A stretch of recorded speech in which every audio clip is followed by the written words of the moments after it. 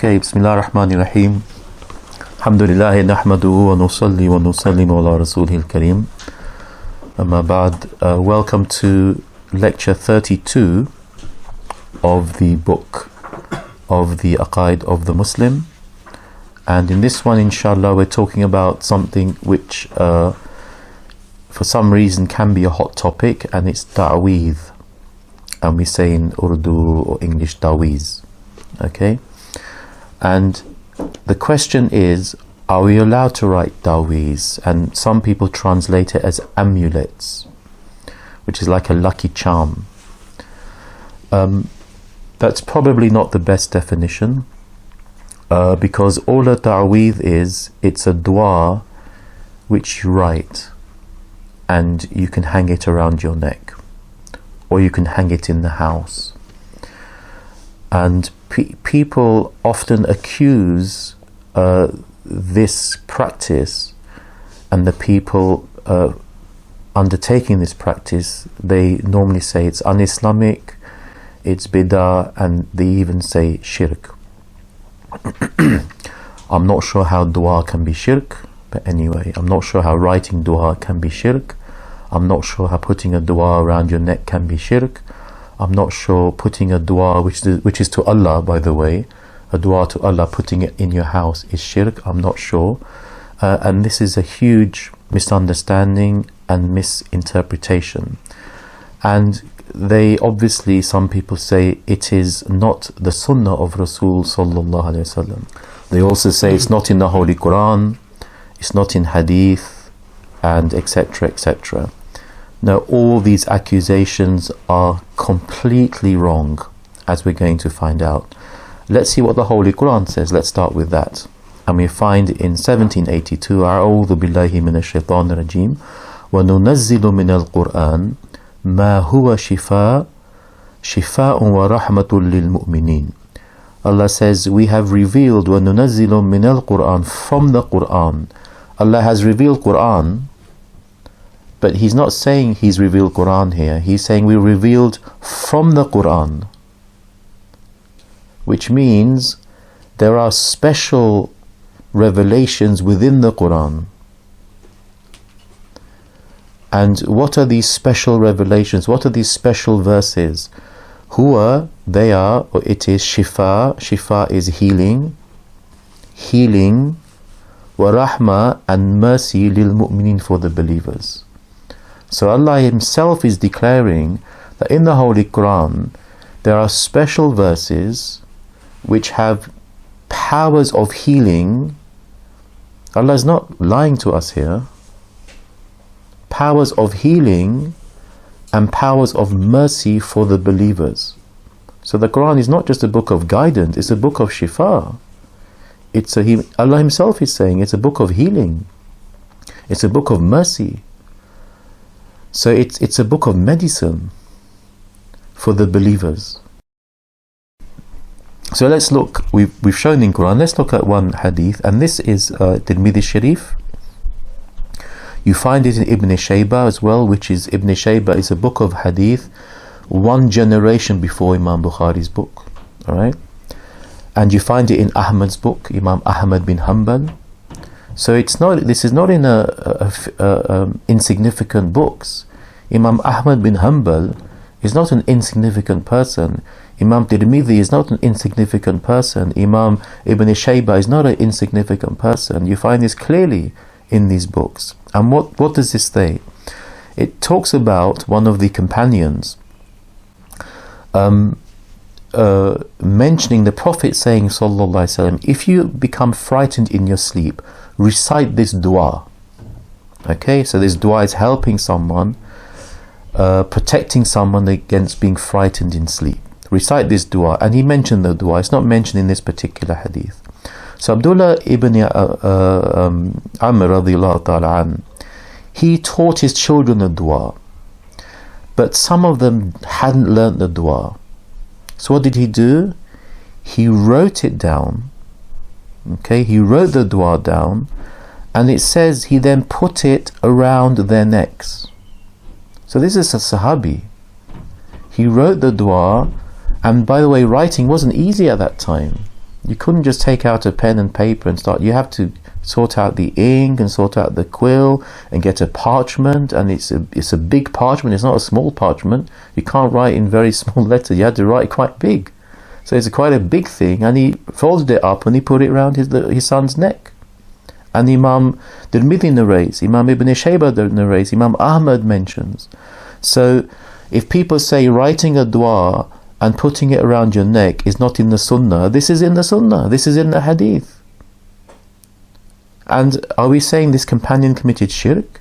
Are we saying this becomes bid'ah? Are we saying this is haram? Are we saying this is wrong? Are we saying all these muhaddithin are misleading us?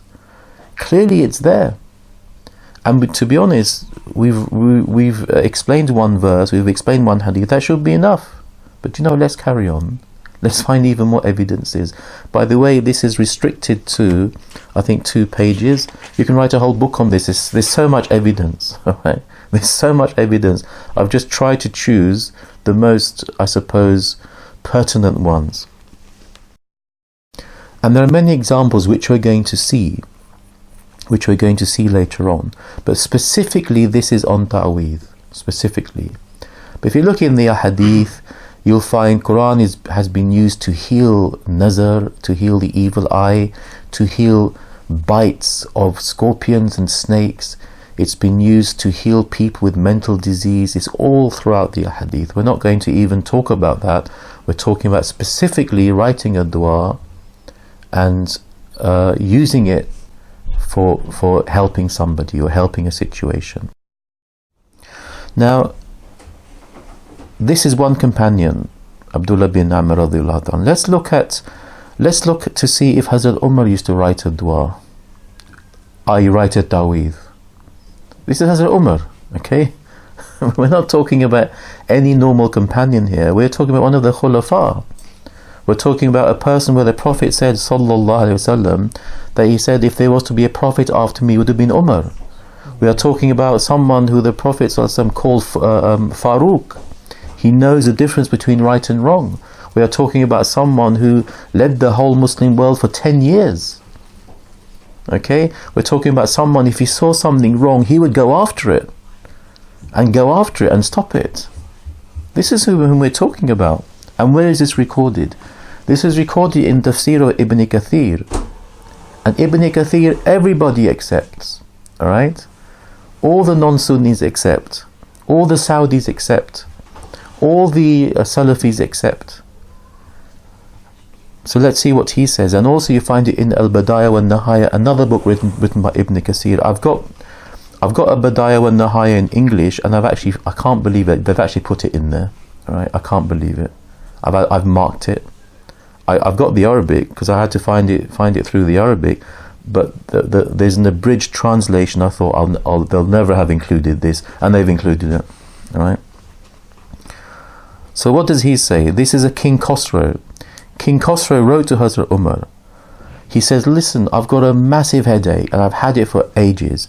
Nobody can cure it. Can you help me out? Right? Even non-Muslims knew Muslims had cures of these illnesses. And this king had huge numbers of physicians at his beck and call, and nobody could help. So he runs to Hazrat Umar. He runs to the Khalifa, and Hazrat Umar sent him a special topi, a special hat. He said, put this on.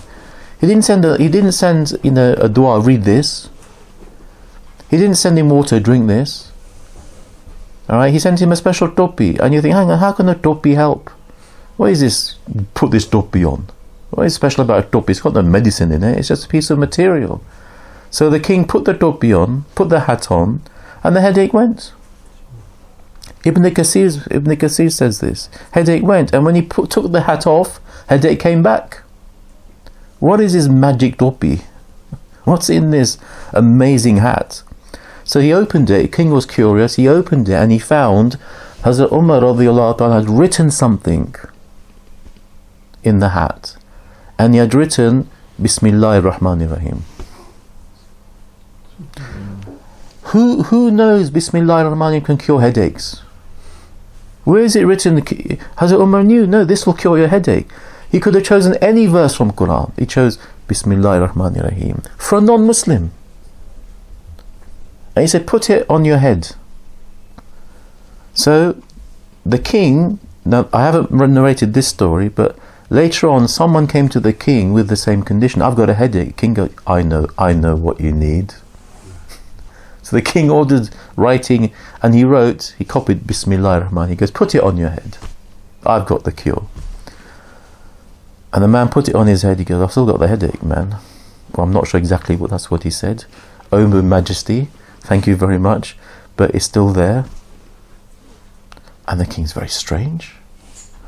So the king contacted Hazrat Umar again, radiallahu anhu. He goes, I've written what you've written. Umar goes, yeah, but the difference is I wrote it. I wrote it. So now we have two ahadith, one narrated by so many different muhaddithin, and one Imam Hazrat Umar. So Hazrat Umar radiallahu anhu used to write taweez. Okay? And he wrote it for a non-Muslim. And he put it on, he told specifically, put it on your head. So Hazrat Umar had the power, the knowledge to know. And how was he taught? You know, this is another subject. Who taught him? Who taught him the spiritual knowledge? Remember, وَنُنَزِّلُ مِنَ الْقُرْآنِ, from the Qur'an Allah has revealed. So Bismillah ar-Rahman ar-Rahim has enormous spiritual powers. But who can extract these powers? Or Hazrat Umar could. He could have said, okay, I'll send someone, they'll do dumb on you. Because that's the sunnah, doing dumb.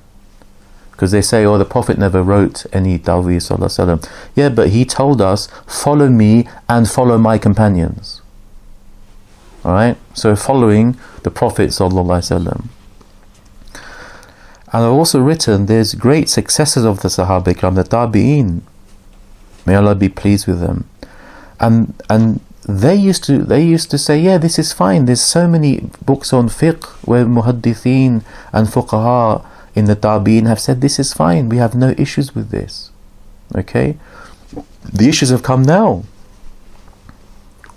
And I've written this again, Ibn Shaybah, where Imam Hajjaj rahmatullah alayhi said that he was asked about taweeth. He said there's no harm in this. Imam Ata, another tabi, a faqih of Makkah, Tul Mukarramah, said there's no harm in hanging an ayat of Qur'an around your neck. There is no harm. People put ayat al-Kursi around their neck. There's no harm. Alright? Because Allah says, وَنُنَزِّلُ مِنَ الْقُرْآنِ مَا هُوَ شِفَاءٌ وَرَحْمَةٌ لِلْمُؤْمِنِينَ. And then people say, yes, but the Prophet forbade, sallallahu alaihi wasallam, writing these and amulets. He forbade it. Yes, he did. He did forbid it. But he forbade a certain type. And look at Sahih Muslim. He said, bring me your amulets, bring me your ruqya. And he says, as long as it doesn't contain shirk, it's okay. That's it. Simple. And this is Sahih Muslim. Alright? As long as it doesn't contain shirk, well, basically it says, مَا لَمْ يَكُنْ فِيهِ shirk. As long as it doesn't contain shirk, it's okay. So this shows ruqya can be via writing, because he said bring your amulets, bring your taweez, and if it doesn't contain shirk, it's okay. Sahih Muslim. You know, I once had a sister from Qatar. She came to see me, and her daughter had lots and lots of nazar. So I said, I'll write a taweez, and she said, we don't believe in these. Alright. And she's an Arab sister. So I said, why not? She goes, well, the government doesn't like it. And I said, why are you here to see me then? She said, we're here to see you because of Ain. I said, which is nazar. She admitted my daughter's got nazar. So daughter was there with her children as well, and her husband. You know, they're all there. And I said, so you're saying the government doesn't like it? She goes, that's right. But I said, it doesn't matter what the government says, surely it matters what Islam says. So I actually found this hadith in Sahih Muslim on my laptop. I was working and I showed her, they read that, because she can read Arabic, so she read that.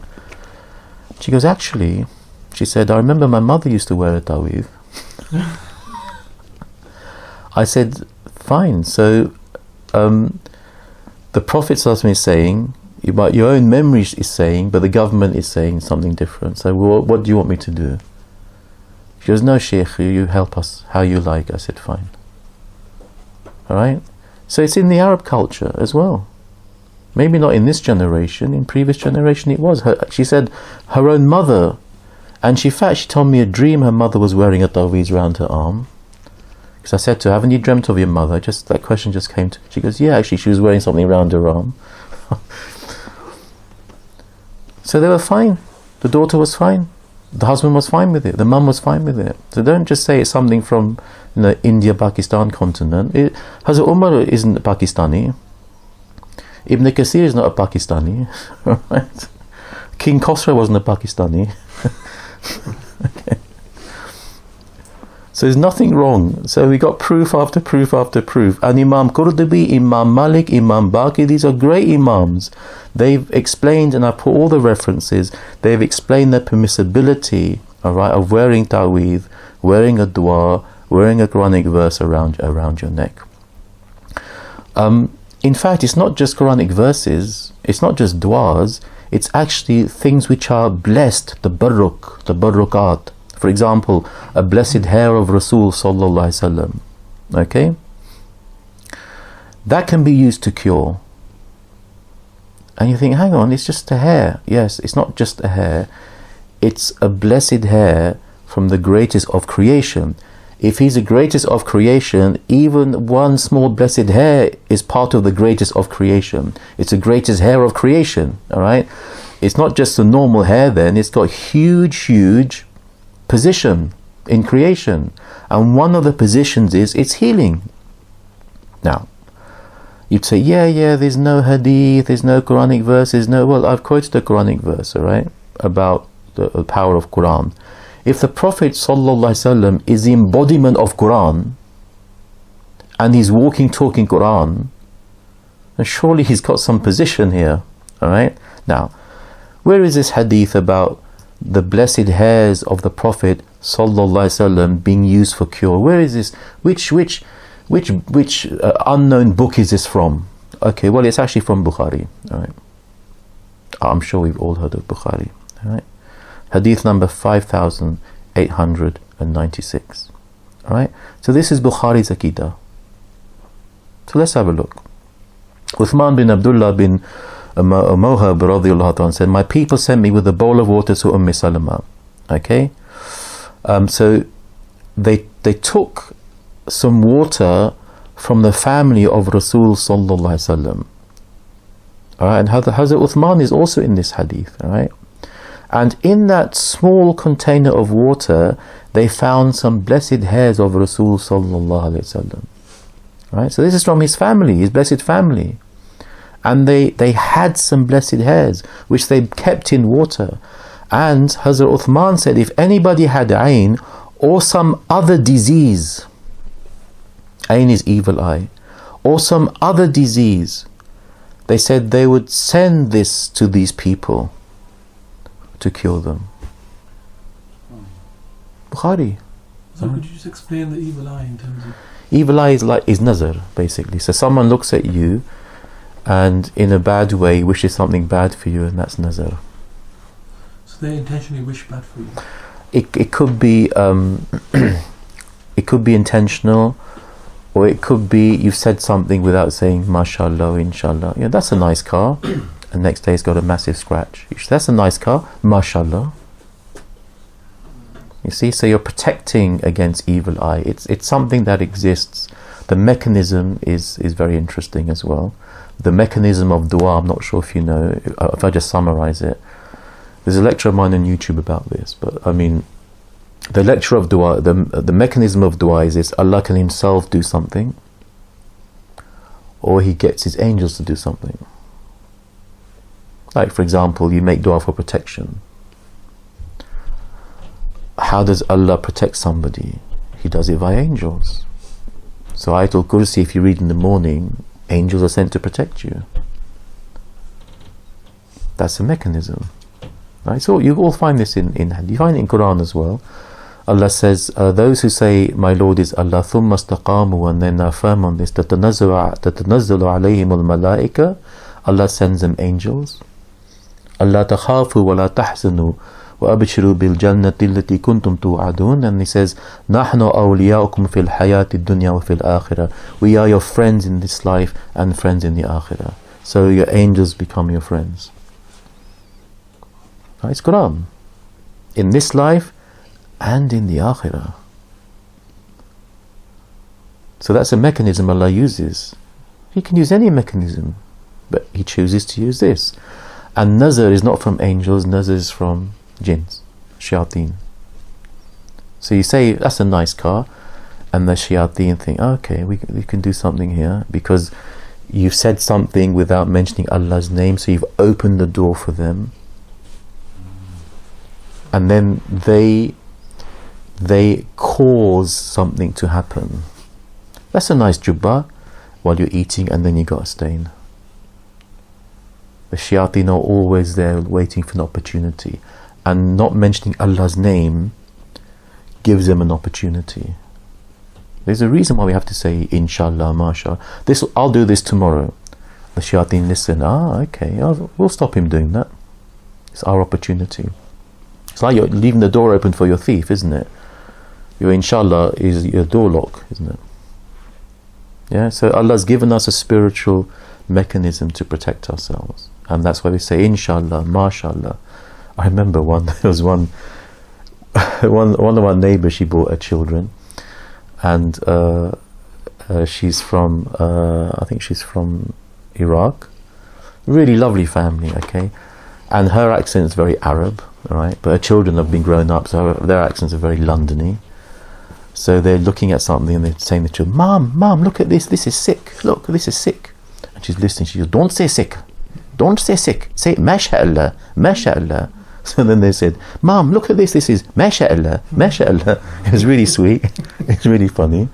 But that's the training they give the children. From sick, this is really sick, no, this is really mashallah. So you're I'm so sorry, but you're protecting yourself, alright? So that's a mechanism, that's how it works. Yeah? And you can look at that. I've got all the evidences in that lecture. I haven't got time to go through it now. I thought, is the taweez only Quranic verses?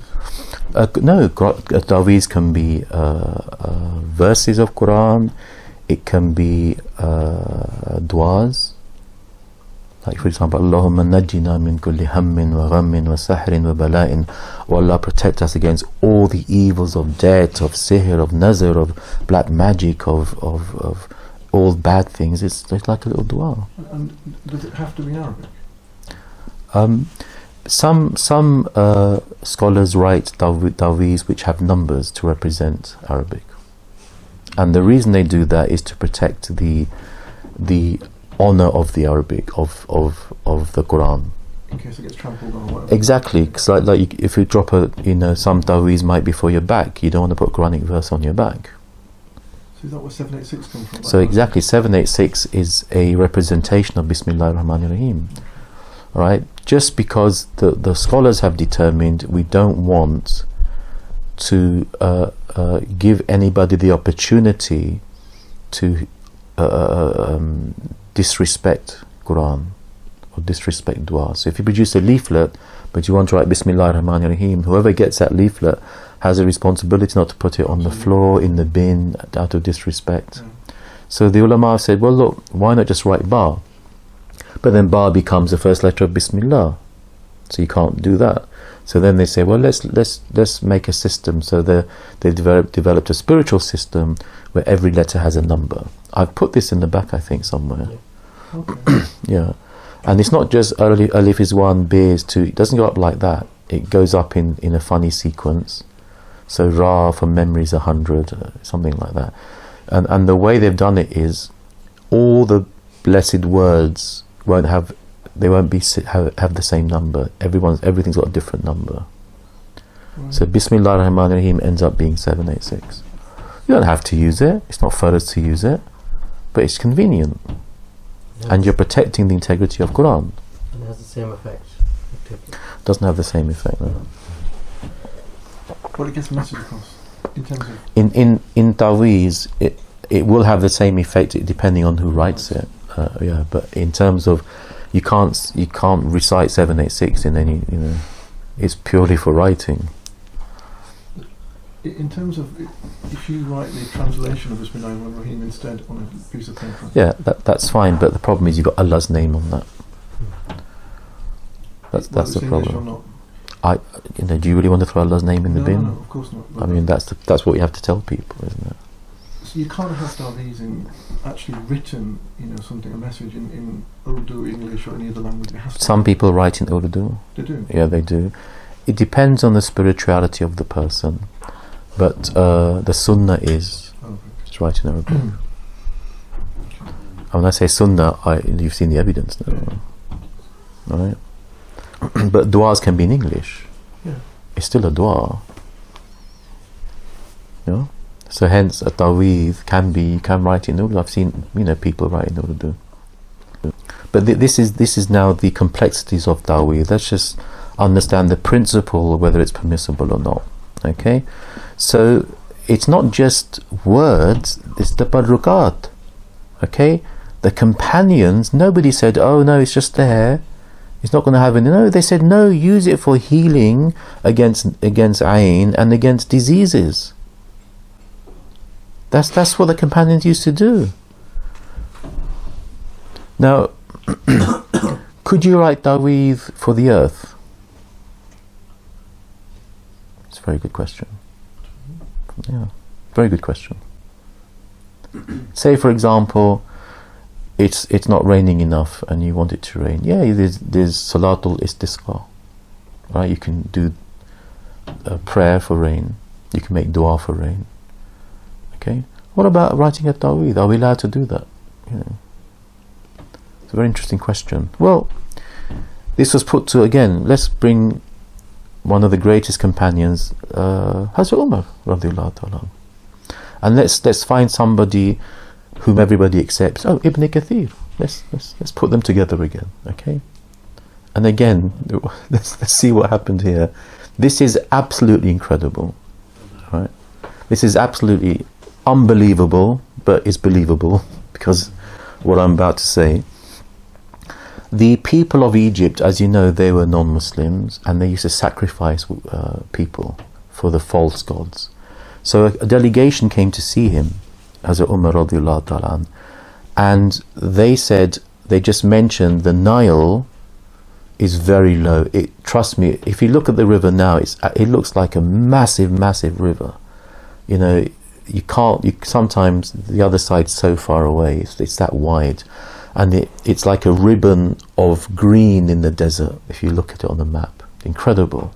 And if you just fly over it, you can see there's a river, then there's greenery, then there's desert. It's like that. So they came to him and said, the Nile isn't flooding, we rely on its floodwaters because the floodwaters bring sediments, and sediments are rich in nutrients and plants grow.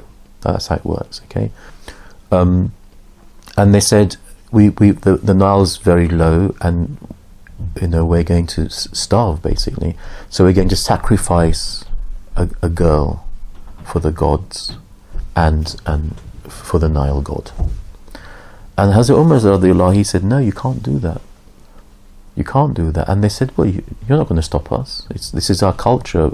He goes, look, I will write a letter to the Nile. It's all in here, okay? It's all in here. I've got the Arabic, got the reference. I actually, in my lecture on Islamic medicines, I put this hadith up. I'm this story with the Arabic, with the English. There are lots of Arabs there, all right? I thought I might get questioned. Everyone's fine with it. Nobody. There were non-Sunnis, there were Sunnis, there were Arabs who, Hafiz of Qur'an. Everybody was there, okay? And I thought I might get a reaction. No reaction. Everybody was happy with it. It's completely accepted. So they just took it. They said, yeah, do what you like. We're going to sacrifice. Anyway, so he wrote a letter. He wrote a letter to the Nile. Okay. And in the letter he goes, he says, this is sent to the river Nile, all right, by Abdullah Umar, which is Hazrat Umar, servant of Allah subhanahu wa ta'ala, commander of the believers. Look how he puts his title, right? Amir al-Mu'mineen Ahli Misr, all right, to the people of Misr. Amma ba'd, and in letter, this is what we say in the khutbah, Amma ba'd, and after this is what happens. So min Abdullah Umar Amir al-Mu'mineen, okay, and he said to the Nile, okay, this is absolutely incredible. He said to the Nile, "O River Nile," he's writing to the river, for heaven's sake, right? "O River Nile, if you flow by your own will, we want nothing to do with you." Look at the authority with which he's writing, all right? He's telling the Nile off. If you flow by your own will, we want nothing to do with you. He's threatening it. We want nothing to do with you, okay? But if you flow by Allah's will, we pray to Him to let the water flow.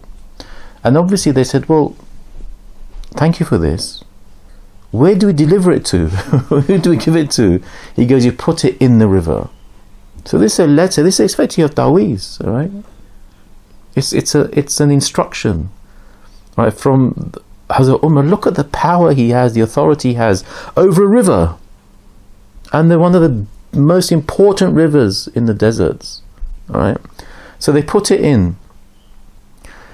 Now, you would think, okay, over the next few months the river would rise and everything would be fine. No, that night it started to rise, and it didn't just rise, it rose a huge amount.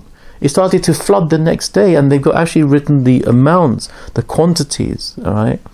In one night it started to flood, and we know, as a river engineer, I know that this can happen, all right? And well, look at the recent floods, all right? 1 month of rain falling in a couple of days, okay? I don't think it was this area, but you know, further south, yeah. And then everything starts flooding. You know, where you haven't seen floods before in your life, that starts flooding. So it happens. It can happen, and he wrote this, and ever since then, the Nile has flooded, mashallah, reasonably regularly. Why? Because 1400 years ago, Hazrat Umar radiallahu ta'ala an wrote a taweez, wrote a letter, and instructed the Nile to flood. So when he didn't do Salatul Istisqa, he didn't put his hands up, made a dua, he didn't send someone to do dumb. He goes, yeah, I'll just write a letter, that's fine, here you go. Headache, yeah, I'll write. Nile, no problem, here's a letter. I'll order it. I will order it. Subhanallah. So it shows the authority of certain people with spiritual abilities is so amazing.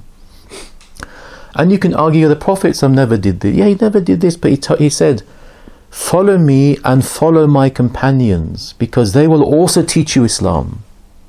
Alright? I've left them to teach you Islam. I've left great mufassirun in the companions. I've left great spiritual people in the companions. I've left great fuqaha. I've trained them, I've taught them. They've learnt from me, and they're now going to spread Islam around the world from my teaching. This is exactly what he's saying. Alright? So clearly, let's be absolutely clear. We've given evidence that Qur'an is a healing. We've given evidence dua can be written. We've given evidence dua can be put around your necks. We've seen evidence that the fuqaha of the time allowed it. We've seen evidence that the Prophet himself sallallahu alaihi wasallam said, as long as there's no shirk in it, it's allowed. Is Sahih Muslim. We've seen evidence that even the barruqat, the blessed hairs of the Prophet sallallahu alaihi wasallam, were used and are still used, by the way. They're still used, alright?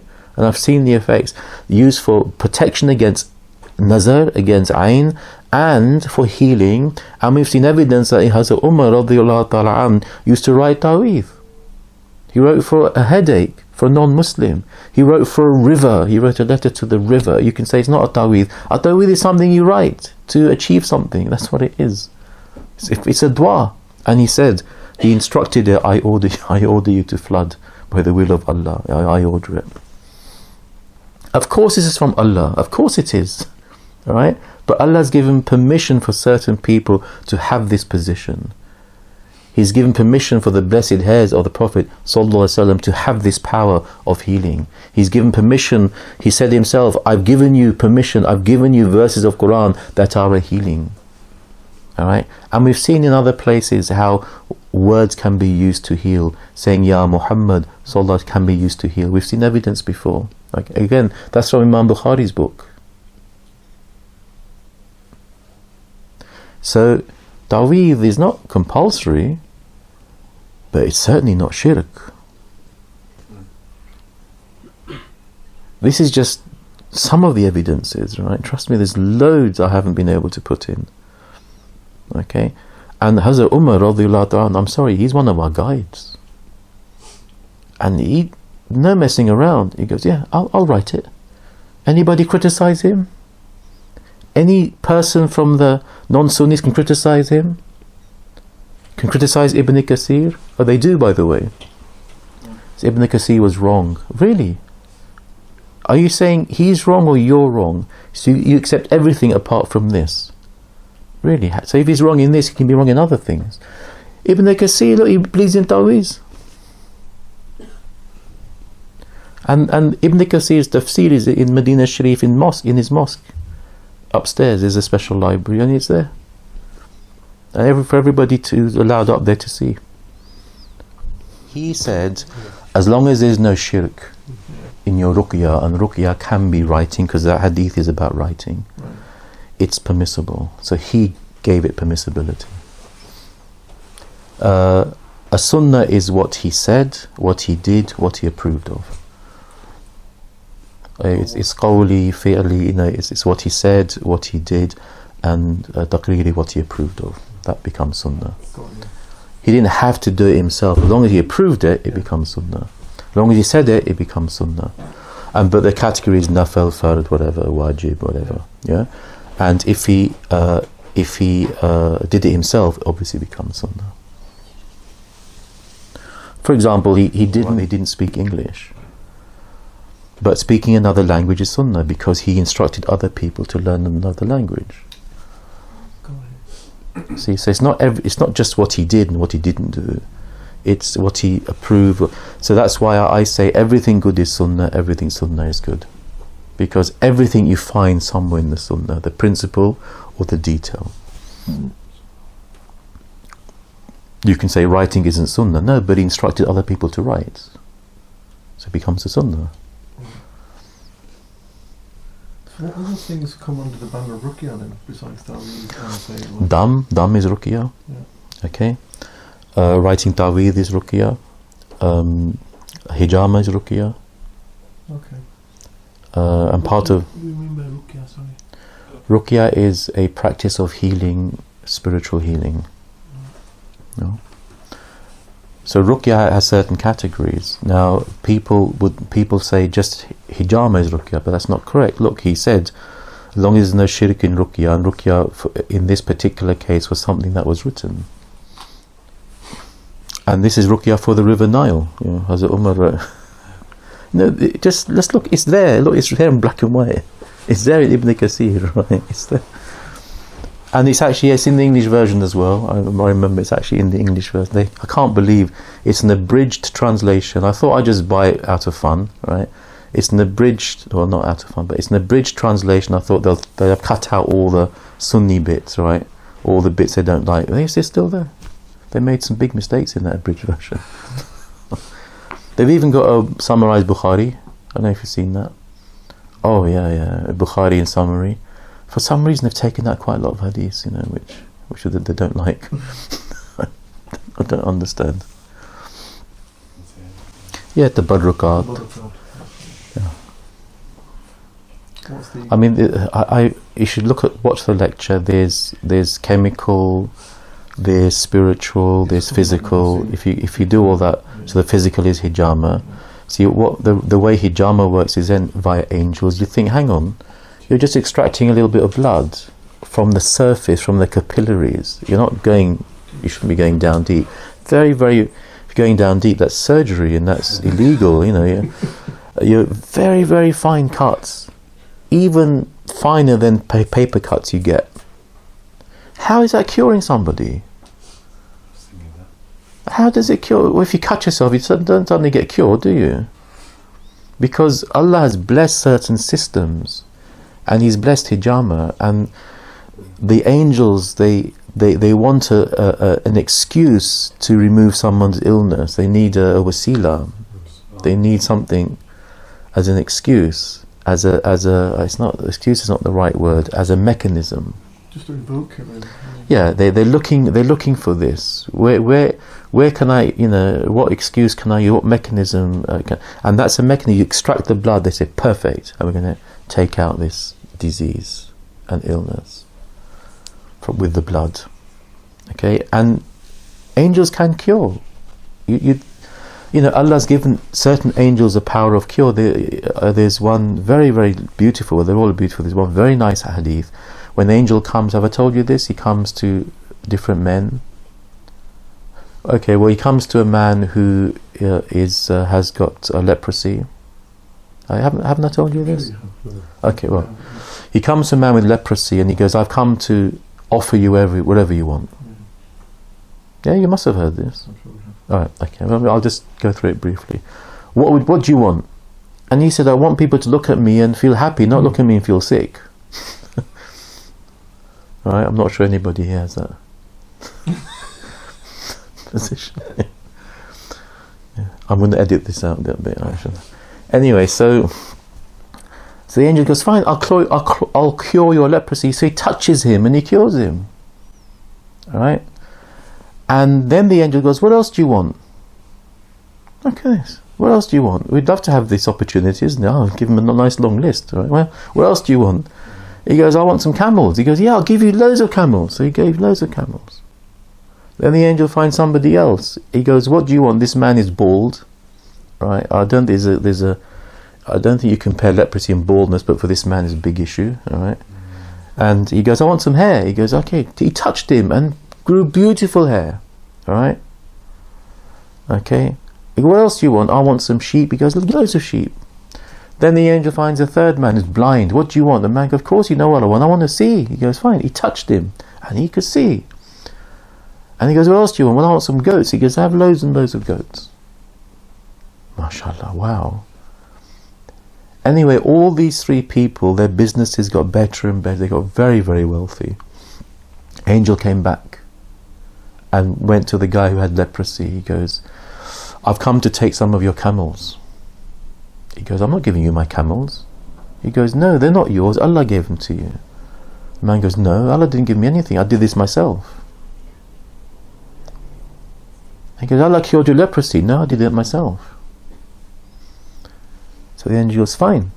He said, "May Allah put you back to how you were." And over time he lost all his camels. Leprosy came back. He goes to the second person who has beautiful hair. Right? He's still looking around the mirror. "Oh, look at my hair." Every morning. All right, and loads of sheep. And the angel goes, "I've come to take some sheep." He goes, "No, you're not taking my sheep." He goes, "Well, Allah gave you the sheep." "No, I did it myself."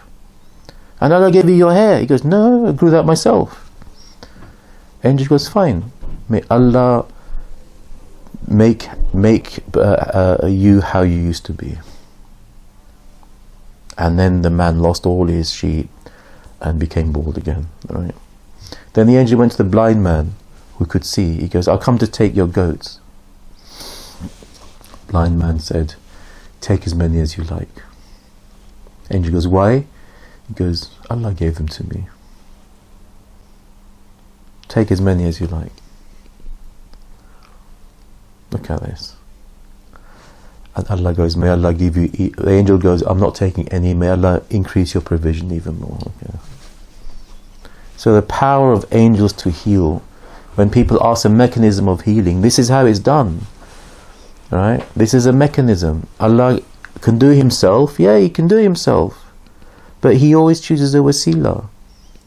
He gets one of His creation to get it done. And that's why the cure sometimes is in a kafir's hands. You can go to a kafir doctor, he gives you the medicine. But the permission is from Allah subhanahu wa ta'ala. Okay?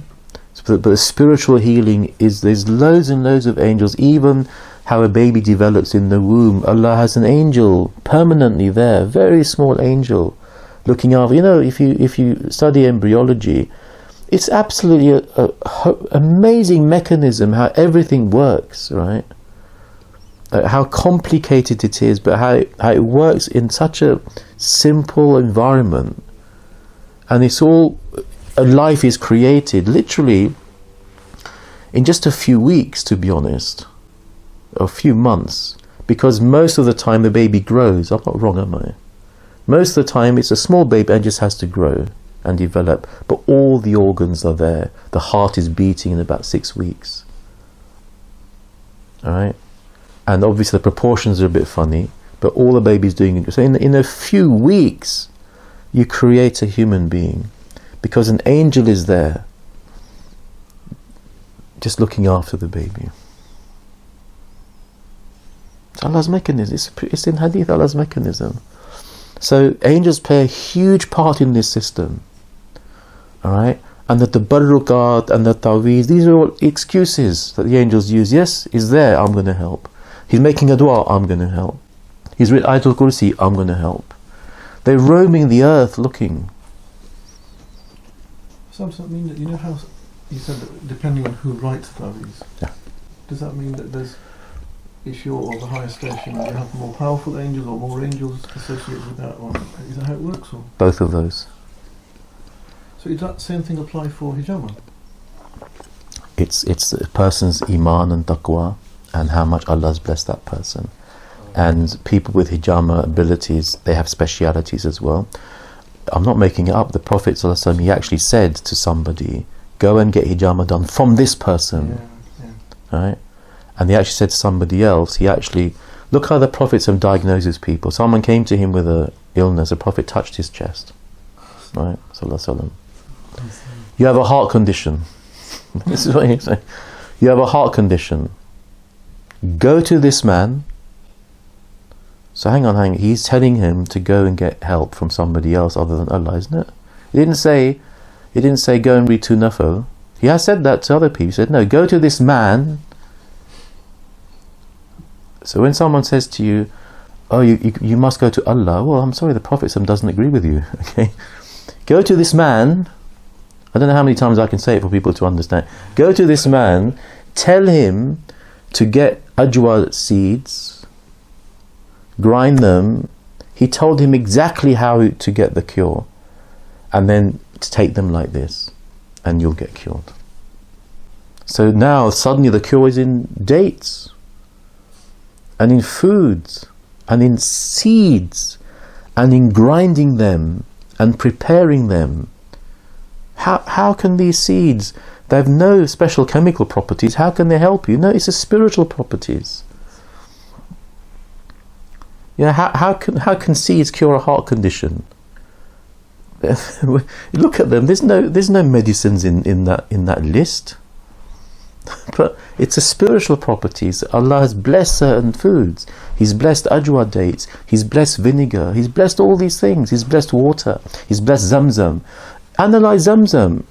There's nothing. It doesn't look like anything special in zamzam, right? We've analysed it. We've looked at it. Allah's blessed it. And how has He blessed it? When the Prophet ﷺ, where his blessed chest was opened, and the angels took out his blessed heart, people say the angels washed his heart with zamzam. Yeah, they put water on his heart and washed his heart, not to clean the heart, but so his heart can directly bless zamzam. That's not a small blessing. That's an absolutely huge blessing. Allah could have said, do dam on zamzam. He could say, put your hand in zamzam. No, He goes, I'm going to make zamzam special. So if you want to contact the heart of Prophet Muhammad sallallahu alaihi wasallam, go and drink some zamzam. It's a spiritual position of zamzam. It's absolutely huge. And you know the story when Hazrat Hajira rahmatullah alayha, Allah have mercy on her, when she tried to find zamzam, she ran between the hills. Suddenly it started coming up. because of the feet of her son were kicking the ground, and it came up so much. She said, "Zam, Zam, slow down, slow down," and that's why that comes out really nicely. Otherwise, the whole place would be flooded. So now the blessed feet of her son hit the earth, and Zamzam came out, and then her blessed spiritual powers caused it to reduce. Now Zamzam doesn't exist in Arabic anymore, though that word. But what still exists is Damdam, because it's changed over time. Language changes over time. So people used to say Zamzam, and they exchange. Now they say Damdam. In some communities, and it was confirmed to me by someone who teaches it in Qatar. I said to him this story. He goes, "Yeah, actually, they still have this in colloquial, but it's actually Damdam." So it means stop, slow down. In the old Arabic, that has no meaning anymore. It's so old, that language now. Many words have changed, and that word's not used. Now they use Damdam. It's like English. English has words. If I mention some words you've never heard of them, they're actually swear words. 500 years ago. But I can't remember them, to be honest. But there are some swear words. I read them once. I said, "Hang on, I don't know that word." But it's actually a really bad swear word 500 years ago. So they lose their meanings. Yeah, language will change. And Arabic has changed. The spoken Arabic has changed a bit. And if you go to Egypt, for example, they don't say Jim. Are you a Haji? They use Jim for Gaf. I'm a Hagi. Yeah. Which has a very bad meaning in certain languages. Everything Right. That's why even Arabs have to learn how to read Qur'an with tajweed. They don't automatically pick up Qur'an and start reading it. Yeah, they can read the Arabic, but they've got to learn the tajweed. Okay. Right, any other questions?